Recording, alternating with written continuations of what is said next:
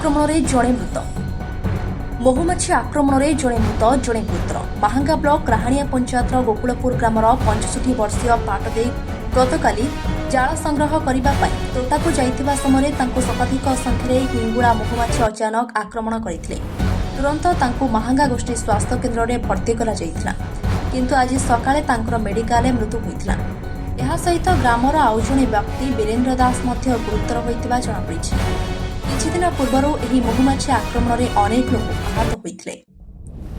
ମାହାଙ୍ଗାରୁ ଦୟାନିଧି ସାହୁଙ୍କ report, AM media 24। ମୋ ନାଁ କାର୍ତ୍ତିକ ଚନ୍ଦ୍ର ସାହୁ। କଣ ହେଇଛି ଘଟଣା?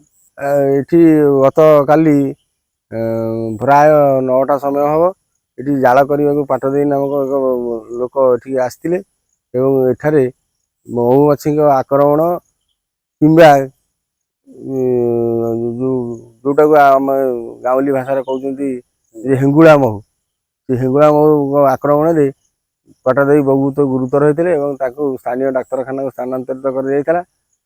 ଆଉ ଆପରେ ସେ ଚିକିତ୍ସା ଦିନ ହୋଇ ଘରକୁ ଫେରିଥିଲେ ଏବଂ ରାତିରେ ଅସହ୍ୟ ଯନ୍ତ୍ରଣା ବା ବିନ୍ଧା ହେବାରୁ ସେ ଗତକାଲି ତାଙ୍କର ମୃତ୍ୟୁବରଣ ଘଟିଛି। ଆଉ ଏବଂ କିଛି ଦିନ ତଳେ ସ୍ଥାନୀୟ ଲୋକଙ୍କ କହିବା ଅନୁସାରେ ଏଠାରେ ମଧ୍ୟ ମହୁମାଛିଙ୍କ ଆକ୍ରମଣରେ ମଧ୍ୟ ଅନେକ ଲୋକ ଗୁରୁତର ହୋଇଥିଲେ ଏବଂ ସେ ନ ଜାଣିପାରି ଏଭଳି ଏକ ଅକାଣ୍ଡ ଅଶୋଭନୀୟ ଘଟଣା ଘଟିଛି।